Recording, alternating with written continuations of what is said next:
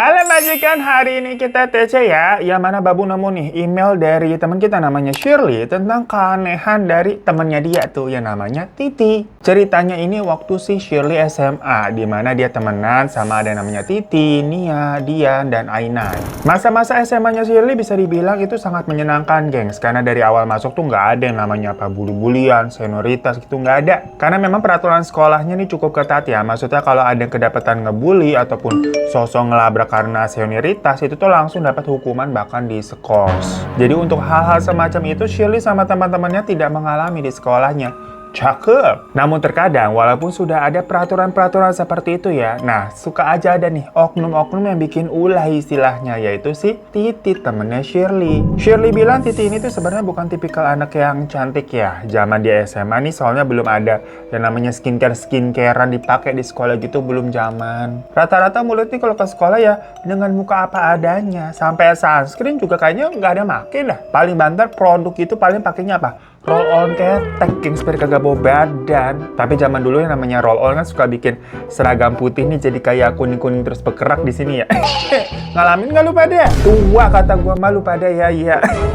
Terus misalkan kalau muka nih ya paling lip balm doang begitu biar kagak pecah-pecah kayak kita. Kagak kenal itu apa sunscreen, day cream, BB cream, cushion lah kagak pada pakai. Jadi maksudnya kelihatan ya kalau orang udah cantik dari sononya mah emang mau diapain aja mukanya. Masih muka bantal baru bangun tidur langsung ke sekolah tetap aja cantik. Istilah katanya mah natural beauty. Nah kalau Titi ini tuh mukanya sebenarnya mah B aja kalau kata Shirley ya. Tapi penampilannya memang suka mencuri perhatian. Jadi rambutnya dia tuh bagus, hitam, lurus, tebal, shiny. Dan kalau ke sekolah dia suka pakai bando warna-warna ngejreng kayak pink Fanta, biru elektrik, hijau neon. Yang gitu-gitu, gengs. Karena zaman dulu memang lagi ngetrennya begitu tuh di sinetron bawang merah bawang putih kan merah badannya aksesorisnya kalau ke sekolah nyolok mata banget begitu ya. Heboh-heboh warnanya. Terus lagi roknya Titi juga selalu pendek. Tali sepatunya warna-warni gonjreng-gonjreng yang kanan kiri mah beda. Jadi kanan kuning, kirinya pink. Lah apa nggak jadi pusat perhatian kalau begitu? Ya untungnya aturan di sekolahnya memang nggak begitu ketat juga. Selama anak tersebut nilainya bagus-bagus aja ya terserah. Makanya Titi itu berpenampilan seperti itu nggak ada problem karena nilainya mah aman-aman aja. Tapi bukan yang bagus banget, tapi bukan juga yang bobrok. Jadi guru di sana nggak pernah degor lah masalah dandanannya dia mau kayak gimana. Dan waktu itu Shirley sama teman-temannya menilai kalau Titi ini memang nyentrik aja, macam kayak berkarakter gitu istilah kerennya ya. Dan dia juga selalu ceria gengs anaknya. Jadi match gitu ngelihatnya. Kalau dia selalu ceria, terus warna-warna yang dia pakai juga ceria-ceria begitu jadinya enak aja udah. Sedangkan temennya Shirley yang lain itu ada namanya Dian. Nah Dian ini tipe-tipe yang mukanya memang terlahir cantik. Putih, mulus, hidungnya bagus, matanya agak kecoklatan, rambutnya bergelombang kayak habis dari salon. Padahal nggak pernah diapa-apain. Maksudnya ya emang udah suratan takdir menjadi cewek cantik begitu ya. Tapi si Dian ini orangnya cuek banget dan cool gitu. Ya dia pendiam tapi bukan tipe-tipe cewek yang pendiam malu-malu menye-menye gitu. Enggak. Udah kayak cewek-cewek yang dingin gitu loh. Yang sebenarnya pusing dia ngeliat si Titi yang gonjreng begitu. Cuma kalau Dian sama si Shirley ini memang sudah temenan dari TK, gengs. Jadinya dia nempel terus ke bawah sama si Shirley. Yang mau nggak mau jadi harus temenan juga sama Titi. Nah kalau teman-temannya Shirley yang lain kayak Nia, Ainai gitu ya itu mah normal-normal aja. Termasuk si Shirley juga nggak neko-neko orangnya. Singkat cerita, waktu lagi Valentine nih, si Dian sebagai salah satu cewek tercantik satu angkatan, wih banyak banget tuh cowok-cowok yang ngasih coklat sama bunga, biasalah pada caper. Tapi Diannya mah biasa aja, kan dia cewek-cewek cool. Karena sebenarnya dia nggak ada pikiran juga buat pacaran. Males dia sama cowok-cowok yang caper mulu tiap hari ke dia. Malahan semua coklat yang dia dapat dikasih semua tuh ke Shirley yang akhirnya dimakan bareng-bareng sama gengnya. Nah tapi di hari itu si Titi datang-datang ke sekolah mukanya lebam kayak habis dipukulin. Shirley sama yang lainnya nanya dong kenapa? Titi bilang dia berantem sama pacarnya. Jadi Titi ini memang dari awal bilang kalau dia itu punya pacar tapi udah kuliah namanya Eza. Berarti lebih tua ya. Dan Shirley sama teman-teman yang sering dengar tuh cerita dari Titi kalau si Eza ini posesif banget. Ya mirip sama TC VIP yang kemarin, gengs. Karena tiap pulang sekolah nih, Titi harus langsung pulang untuk bertemu dengan si Eza. Jadi Titi ini tuh nggak pernah ikut nongkrong di luar jam sekolah sama Shirley dan teman-temannya. Perkara alasannya harus pacaran sama si Eza. Makanya pas Valentine tuh, sepulang sekolah, Shirley sama yang lainnya tuh mau ke rumahnya Shirley buat bareng-bareng lah makanin coklat yang banyak banget dari si Dian itu. Tapi si Titi nggak ikutan karena harus pacaran sama Eza kan hari Valentine. Nah di rumahnya Shirley biasalah kalau lagi ngumpul tapi orangnya kagak ada, lah dia yang diomongin kan.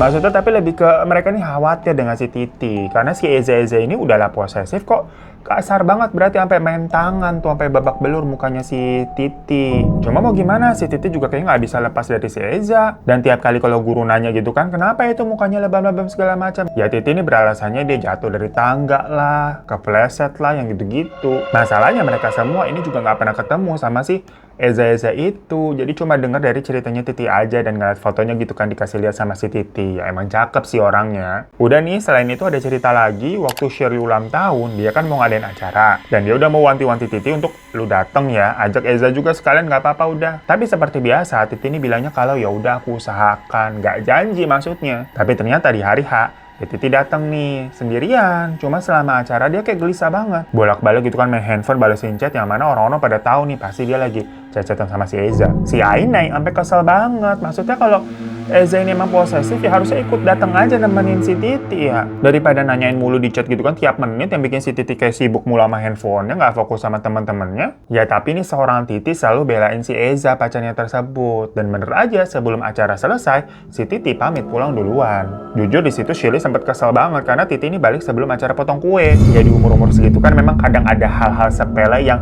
bisa jadi masalah begitu ya gengs ya. Namanya juga masih pada ABG. Tapi besokannya 2 hari si Titi ini nggak masuk sekolah yang katanya sakit. Cuma karena Shirley ini masih ngabak perkara kejadian ulang tahun kemarin, jadinya Shirley juga kayak diamin Titi, nggak nanya nggak apa gitu, nggak ngechat, nggak nelfon. Sampai 2 hari setelahnya Titi masuk nih. Dia masih diambekin nih sama si Shirley. Karena Shirley beranggapan berarti kan kemarin nih Titi lebih memilih Eza dibandingkan acara ulang tahunnya cuma sekali setahun begitu loh. Karena Shirley ngambek, yang lainnya jadi ikut diemin si Titi juga karena merasa kecewa. Terutama ya Dian yang memang temennya Shirley banget. Ditambah Dian kan emang nggak suka sama si Titi.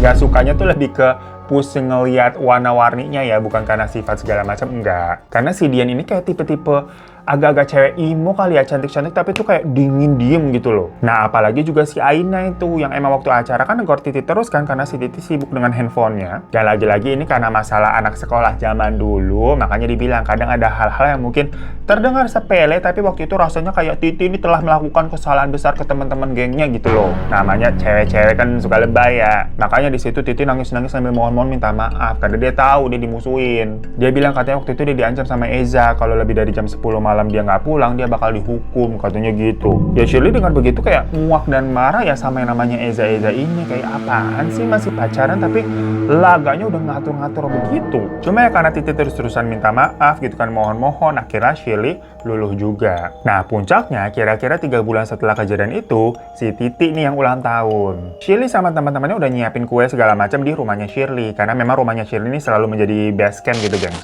Namun seperti biasa sepulang sekolah Titi bilang nggak bisa, kayak main dulu ke rumah Shirley itu nggak bisa dengan alasan ya sama mau ketemu Eza, apalagi itu hari ulang tahunnya mau ngerayain bareng Eza. Akhirnya Shirley sama yang lain tuh sampai bilang kalau mereka ini udah nyiapin semuanya, kayak udah nggak mau surprise lagi gitu loh, yang penting lu dateng dah karena kan kita semuanya udah beli kue, udah beli hadiah segala macam, masa lu nggak dateng? Nah makanya di situ si Titi kelihatan gundah, bingung dia. Dan akhirnya Titi ini macam kayak diculik sih, dipaksa ke rumahnya si Shirley. Ya udah di sana mereka tiup lilin, potong kue segala macam kan, tapi terlihat banget kalau Titi itu nggak enjoy. Kelihatan lah pokoknya dia gundah gitu kan, bolak-balik ngeliatin handphonenya. Jadi sama si Ainai, handphonenya sampai diambil gengs. Namun di situ tiba-tiba si Titi kayak ketakutan, nangis-nangis minta handphonenya dibalikin. Bener-bener kayak aneh banget. Sifatnya Titi ini kalau di sekolah kan ceria, heboh gitu ya. Tapi kalau udah di luar sekolah ini macam kayak orang diteror hantu. Ya bisa kan jarang-jarang juga mereka nih ngumpul di jam sepulang sekolah kayak gitu. Karena Titi udah sampai nangis-nangis, akhirnya ya udah handphonenya dibalikin tuh, dan acara ulang tahunnya jadi awkward juga. Ya akhirnya ya udah Titi juga dibiarin pulang duluan. Jujur di situ semua orang jadi bete lah sama Titi. Mereka udah capek-capek kan bikin ini itu, tapi Titinya kayak nggak ngehargain gitu loh. Dan lagi-lagi lebih memilih ketemuan sama si Eza. Maksudnya kan tiap hari juga katanya ketemu sama Eza mulu kayaknya. Ini cuma ngerayain momen ulang tahun, luangin waktu sebentar aja, habis itu lu sama Eza lagi terserah deh. Fokus dulu nih sama kita-kita gitu. Tapi nyatanya kan tetap aja si Titi kayak nggak bisa lepas dari si Eza sebentar doang. Makanya di situ mereka semua udah sepakat buat udah kita diemin Titi lagi lah besok-besok sebagai bentuk kekecewaan. Namun besokannya Titi masuk nih dengan wajah yang murung, nggak kayak biasanya. Biasanya kan ceria. Dia nih bengong terus kurus gitu. Nggak ada keceriaan sama sekali dari dirinya. Bahkan hari itu dia nggak pakai bando-bando andalan yang warna-warni tuh. Dan Shirley sama yang lainnya kan memang kayak lagi diemin Titi nih. Tapi dari Titinya itu juga diem aja di kursi bengong gitu kan dengan tatapan yang kosong. Dan sampai jam pelajaran udah selesai, ya udah Titi pulang. Dia nggak ngomong apa-apa sama sekali dengan Shirley dan the gang. Karena merasa aneh ya, hari itu diam-diam Shirley sama yang lain ngikutin si Titi. Soalnya jalannya aja kayak orang linglung begitu loh. Nunggu di halte bis, diem aja bengong, nggak naik-naik gitu. Padahal beberapa bis sudah pada lewat. Sampai semuanya mikir kan, ini Titi kenapa sih? Ya pokoknya hari itu diikutin terus dan ujung-ujungnya Titi ternyata ya pulang ke rumah. Tapi itu pertama kalinya mereka akhirnya tahu rumahnya Titi di mana. Ya rumahnya mah normal aja. Tapi mereka mikir berarti hari itu dia nggak ketemuan sama si Eza nih. Padahal nyatanya Shirley sama yang lain ngikutin si Titi dari tadi. Dikiranya kan Titi akan ketemuan sama si Eza. Pengen tahu lah mereka ini sama si Eza itu. Tapi kan udah sampai di depan rumahnya Titi nih, si Nia kayak ngomong kayak, ya udah sekalian aja yuk kita main ke rumahnya si Titi. Karena si Nia sebenarnya ternyata mau numpang toilet juga, kebelet dia. Shirley sempat mikir nih, nanti kalau kita ditanya apa-apa gitu kan, kenapa Toto main gitu, kenapa tiba-tiba banget tahu-tahuan rumahnya si Titi di mana, kita jawab apa? Si Aina nih anaknya paling YOLO banget, bilang kayak ya udah kita jujur aja habis ngikutin dia. Karena khawatir seharian kok bengong doang gitu, nggak ngomong sama sekali. Ya dipikir-pikir benar juga, toh mereka juga udah temenan gitu kan, jadi udahlah nggak usah sosok pakai ngarang cerita segala, ngomong aja apa yang terjadi kan. Akhirnya ngetok pagar deh tuh semuanya, dan yang keluar bapak-bapak, ternyata bapaknya Titi. Shirley sama yang lain bilang kalau kita semua nih temen sekolahnya Titi, Om. Nah bapaknya langsung ramah gitu nyuruh mereka buat masuk dan manggilin si Titi kayak, oh ini temennya Titi, ayo masuk. Ramah banget bapaknya. Tapi si Titi yang tiba-tiba ngeliat teman-temannya pada di rumah nih kaget. Dan di situ Shirley sama yang lain disuguhin makanan, minuman segala macam sama si bapaknya Titi. Sedangkan Titi diem aja kayak orang kebingungan. Ya di situ Aina langsung ngomong terang-terangan kalau mereka memang sengaja ngikutin Titi nih karena lu diem aja hari ini di sekolah kayak orang kesurupan. Kenapa lu berantem sama si Eza? Diapain lagi lu? Bapak lu tahu nggak sih tentang si Eza itu? Nah pas si Aina lagi ngomong begitu, si Titi langsung kayak bilang untuk jangan ngebahas Eza di rumah karena dia takut bapaknya denger. Jadi sepertinya bapaknya Titi ini nggak tahu kali ya anaknya ini pacaran sama cowok yang posesif mentok. Ya akhirnya semua pada kayak bilangin si Titi kayak, udah latih si Eza ini kan kayaknya red flag banget. Dia juga udah terlalu dewasa buat lo, namanya udah kuliah gitu kan, kita masih SMA. Putus aja udah, cari yang seumuran, cari yang lebih baik. Habis sudah ngobrol-ngobrol segala macam nih, sebelum kesorean ya udah mereka pamit pulang. Nah pas di jalan masih di daerah sekitaran situ, mereka pas-pasan nih sama cowok yang mukanya kok dilihat-lihat familiar ya. Nah si Aina ini bilang, loh itu bukannya kayak Eza ya, mukanya mirip Eza. Oh iya mirip Eza gitu loh. Jadi sebelumnya kan mereka udah pernah lihat fotonya Eza dari Titi kan, diliatin gitu kan. Nah pas Shirley perhatiin lagi, iya itu mukanya mirip si Eza emang. Yang ternyata rumahnya memang gak jauh dari rumahnya Titi. Masih tetangga gengs jatuhnya, beda cuma beberapa rumah doang. Nah pas si cowok yang mirip Eza ini mau masuk ke rumahnya gitu kan, buka pagar, sama si Aina langsung disamperin, SKSD banget dia. Eza ya gitu. Dan di situ cowok tersebut kayak kaget, siapa kalian? Si Aina bilang kalau kita ini temannya Titi. Oh jadi lo tetanggaan ya sama Titi ya? Titi sering ceritain lu katanya gitu. Tapi cowok tersebut kayak langsung ketus. Hah? Temannya Titi? Salah orang kalian. Habis itu dia langsung masuk ke rumah. Aina sama yang lain bingung gitu kan. Kenapa dia orang ketus banget, kagak jelas. Nah besoknya Titi datang-datang itu menjadi Titi yang biasanya, bahkan lebih ceria. Dia pakai lagi tuh bando warna-warni, warna kuning hari itu ya, pakai gelang karet juga warna-warni, pokoknya kayak Titi biasa lah. Dia bilang katanya moodnya lagi bagus lagi, karena akhirnya dia terbebas dari segala kekangannya Eza. Loh maksudnya lo putus? Tanya si Shirley kan. Dan Titi kayak ngangguk. Oh pantesan kemarin kita pas pulang ketemu sama si Eza tuh. Masa dia jutek banget pas kita bilang kita temennya lu, ternyata karena kalian putus. Dan Titi pokoknya di situ bilang mulai hari ini gue bisa main deh sepulang sekolah sama kalian. Ya udah pada happy dong dengernya. Langsung hari itu juga pulang sekolah mereka pergi tuh nge-mall terus nonton bioskop. Di tengah-tengah film tahu-tahu si Titi kayak sibuk sama handphonenya sendiri gitu kan, kayak balas-balasin chat. Habis itu bilang katanya dia harus pulang duluan. Lah bingung kenapa ini belum selesai, masih tengah-tengah film. Pokoknya tiba-tiba mukanya Titi kayak panik gengs dan bilang kalau ya dia harus pergi sekarang. Habis itu ya udah dia ngeloyor aja pergi. Shirley sama yang lainnya udah curiga pas itu catatan sama si Eza, katanya udah putus tapi masih gangguin Titi. Ini kalau kebelibet namanya agak bahaya ya. Akhirnya lagi-lagi si Titi diikutin tuh sama mereka. Yang ternyata si Titi ini pergi ke sebuah kuburan di dekat area rumahnya, gengs. Kuburannya sepi, pemakaman umum sih, cuma nggak gede. Dan terlihat kayak nggak keurus gitu lah. Di situ Shirley sama yang lain tuh ngeliat si Titi kayak nangis-nangis dan ngobrol sama batu nisan. Jadi kayak ngobrol di kuburan gitu loh. Abis itu si Titi jalan gitu kan, masuk ke area semak-semak yang ada di samping area kuburan, masih sambil nangis tuh jalannya. Tapi kan pada mikir, lah ngapain sih Titi ke situ? Shirley sampai bingung kan, ngapain sih Titi ke semak-semak? Mereka samperin lah tuh pelan-pelan dan ngintip si Titi ngapain di dalam semak-semak. Ya mana terlihat si Titi nih melepas pakaiannya, gengs. Loh, aneh banget ngapain Titi? Habis itu si Titi kayak, apa ya kita ngomongnya ya, begituan sendiri. Ya Shirley sama yang lain macam kayak mergokin orang lagi begituan sendiri kan aneh banget ngeliatnya ya. Mereka langsung pergi kayak, itu Titi ngapain sih? Karena dipikirnya Titi kelainan dan mungkin butuh bantuan psikis ya istilahnya ya. Akhirnya mereka berniat untuk ke rumahnya Titi buat bilang ke bapaknya, takut Titi tambah parah itu kenapa. Apalagi kan habis dari kuburan jangan kesurupan atau gimana itu. Tapi pas mereka balik tuh dan ngecek ke kuburan yang didatengin Titi tadi, dilihat batu nisannya tulisannya Eza, gengs. Loh kok Eza? Pada kaget semua, ini maksudnya apa? Dan pas dilihat tanggal meninggal wafatnya itu tuh udah setahunan lebih. Pada merinding semua. Karena kan jelas-jelas dari kemarin-kemarin si Titi selalu bilang mau ketemu sama Eza yang merupakan pacarnya tuh setiap pulang sekolah. Dan kemarin juga waktu ke rumahnya Titi kan mereka sempat ketemu sama Eza itu yang ternyata tetangganya Titi kan? Loh ini gimana sih maksudnya? Akhirnya mereka buru-buru tuh pergi ke rumahnya Titi karena jarak dari kuburan ke rumahnya Titi tuh memang nggak begitu jauh, masih di area sana. Mereka ngomong ke bapaknya Titi kayak, itu Titi kesurupan apa gimana di kuburan? Abisnya mau minta tolong di orang-orang daerah segitu nggak ada orang, sepi. Di situ bapaknya kaget pas dengar ceritanya Shirley sama yang lain kalau itu Titi kesurupan di kuburan om. Nah bapaknya nanya ke semuanya, loh kok Titi di kuburan? Bukannya dia bilang tadi main sama kalian nonton bioskop? Ya ini jelasin kan, kalau bener om tadi kita emang nonton bioskop, tapi di tengah-tengah film si Titi minta pulang. Dari situ mereka ngikutin Titi karena curiga mau ketemuan sama si Eza. Karena kan tiap pulang sekolah si Titi ini selalu bilang mau ketemuan sama pacarnya tuh Eza. Cuma pas diikutin, loh kok ke kuburan? Dan kita juga baru tahu ternyata Eza udah meninggal setahun yang lalu tuh waktu ngeliat di batu nisannya tadi. Nah di situ baru keungkap, gengs. Selama ini ternyata Titi nih kalau bilang ke bapaknya, dia tuh main sama gengnya abis pulang sekolah, kayak ngelayap dulu kemana gitu loh. Makanya kemarin nih bapaknya waktu si Shirley sama yang lain pada datang itu langsung disambut. Oh ini teman-temannya si Titi yang main terus abis si Titi pulang sekolah gitu loh.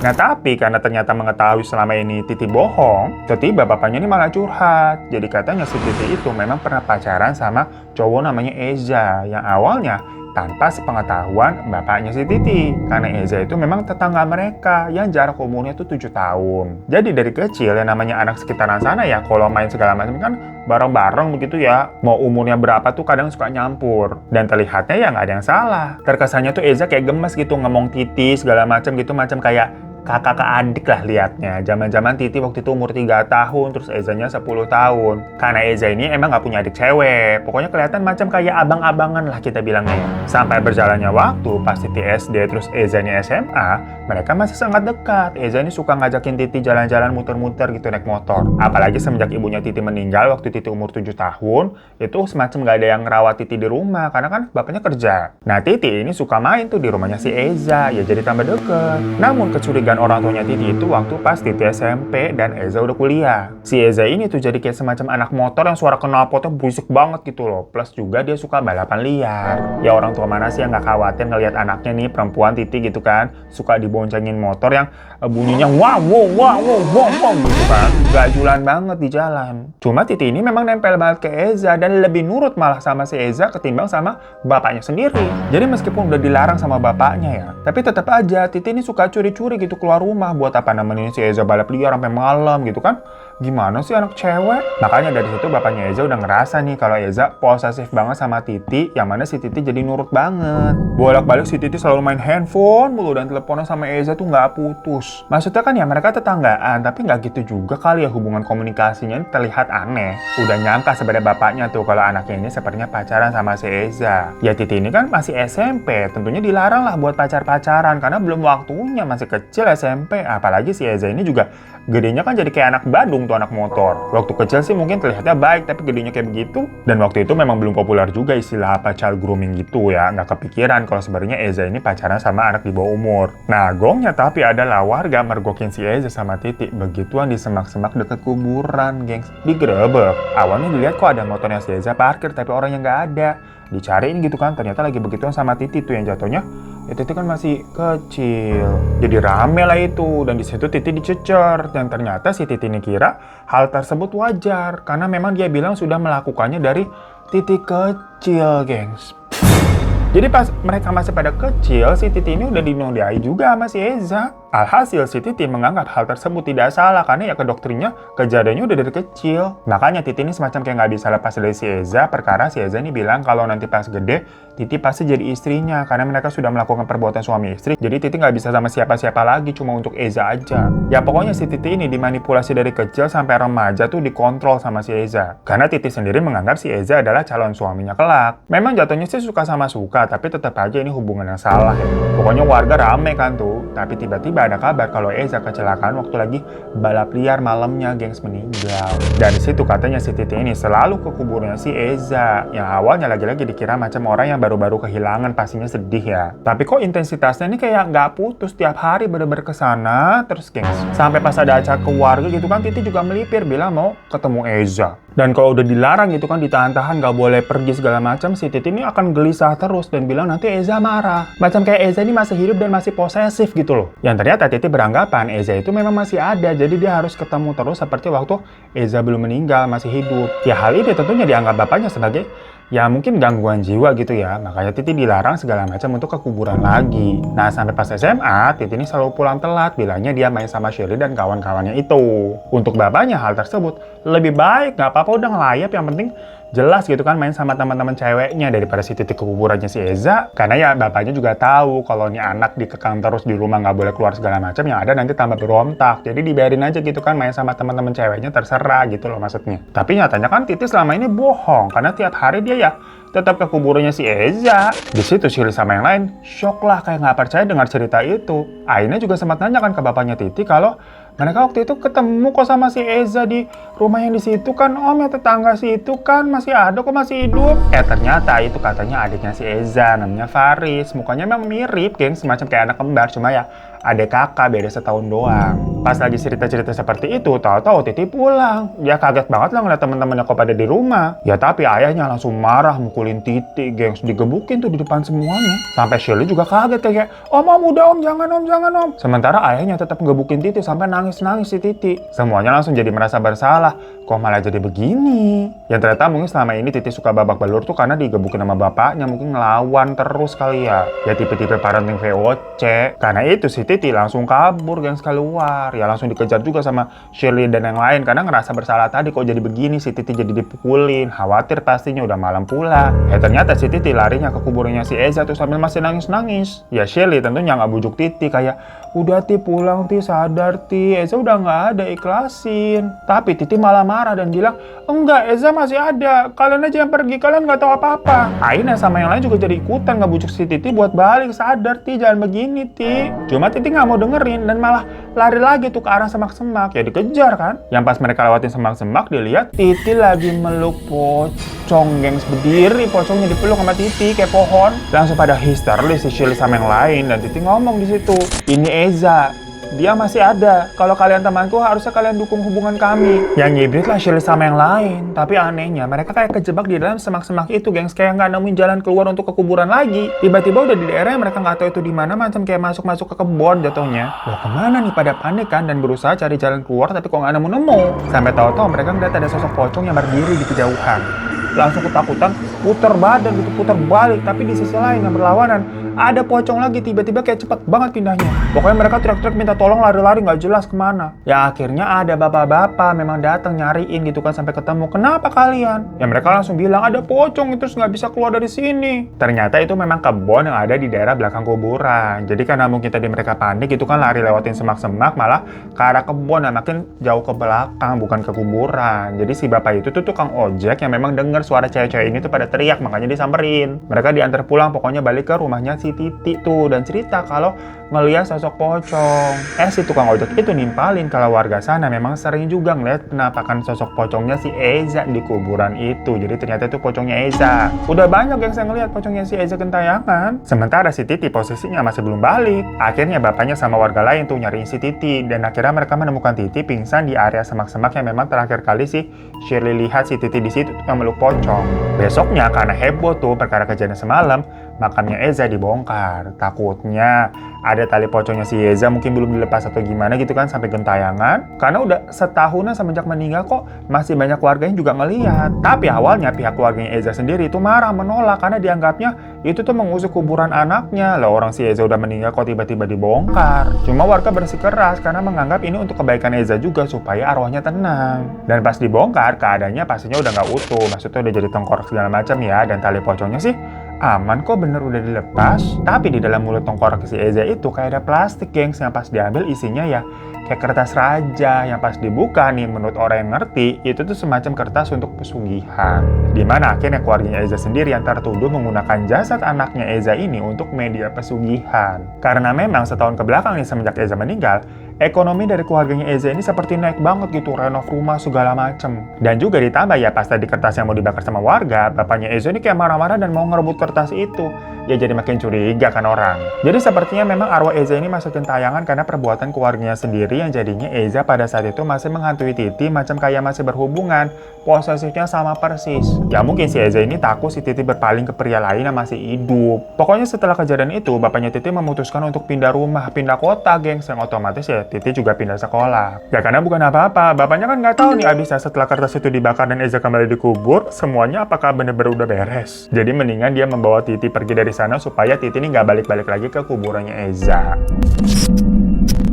So itu majikan cerita dari Shirley tentang temennya bernama Titi ya. Yang setelahnya mereka sebenarnya sempat masih kontak-kontakan. Dan yang terakhir Shirley tahu, Titi mah sudah baik-baik saja. Namun seiring berjalannya waktu memang Shirley, Titi, dan teman-temannya semua ini punya hidup masing-masing lah. Sampai terakhir Titi udah nggak bisa dihubungin karena kayaknya sih ganti nomor. Makanya kata Shirley kalau misalkan Titi nonton nih, bolehlah kontak-kontak Shirley lagi untuk reunian sama teman-teman lainnya dulu. Ya semoga Titi nonton dan baik-baik saja ya. Terima kasih Shirley untuk ceritanya ya. Yang sebenarnya ada hal-hal yang mengkhawatirkan pas kita tangkap dari ceritanya ini. Dimana Titi sama Eza ini kan dekatnya dari kecil dan memang mungkin waktu itu yang namanya masih sama-sama kecil ya. Kedekatan mereka berdua ini terlihat biasa aja.